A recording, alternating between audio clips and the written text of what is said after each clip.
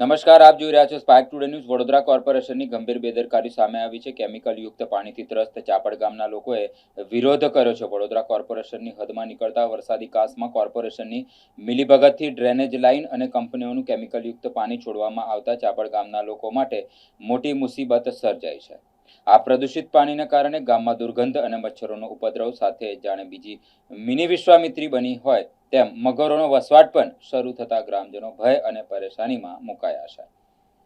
ગામસભામાં વારંવાર રજૂઆત અને લેખિત રજૂઆતો છતાં તંત્ર દ્વારા કોઈ ઉકેલ ન આવતા આખરે ચાપડના સરપંચ અને ગામ પંચાયતની ટીમે મક્કમ નિર્ધાર સાથે આ પ્રદૂષિત પાણીને ગામની હદમાં પ્રવેશતું અટકાવવા કાંસ પર પાળો મારી દીધો છે। તંત્રની આ નિષ્ક્રિયતા સામે ગ્રામજનોમાં ભારે રોષ જોવા મળી રહ્યો છે। આજ રોજ અમારા દ્વારા ગ્રામજનો દ્વારા જે અમારી ચાપડ અને બિલની જે બોર્ડર છે, જે વરસાદી મતલબ કાંસ માટે જે જગ્યા રાખેલ છે એની જગ્યાએ જે ગટરોનું ગંદુ પાણી આ રસ્તે આવી રહ્યું છે, તે માટીનો પારો બનાવીને બંધ કરી રહ્યા છે।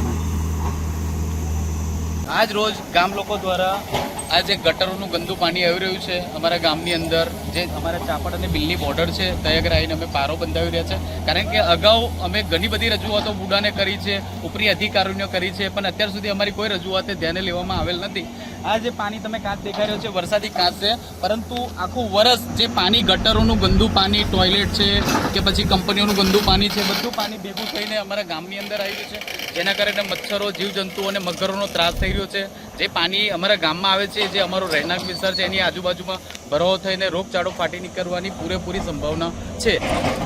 અને બીજી વસ્તુ એ છે કે ભાઈ અમારા દ્વારા જે રજૂઆતો કરવામાં આવી છે એ અત્યાર સુધી અમે લગભગ છેલ્લા 3 વર્ષથી રજૂઆતો કરીએ છીએ, પણ અત્યાર સુધી એક પણ રજૂઆત અમારી ધ્યાનમાં લેવામાં આવેલ નથી કે અત્યાર સુધી કોઈ પણ અધિકારી દ્વારા જગ્યાની ચકાસણી કરવામાં આવેલ નથી, જેથી અમે આજે રોજ ગ્રામસભામાં ઠરાવ કરીને ગામ લોકો દ્વારા ભેગા થઈને પાણીનો પારો મરાઈને બંધ કરી રહ્યા છે।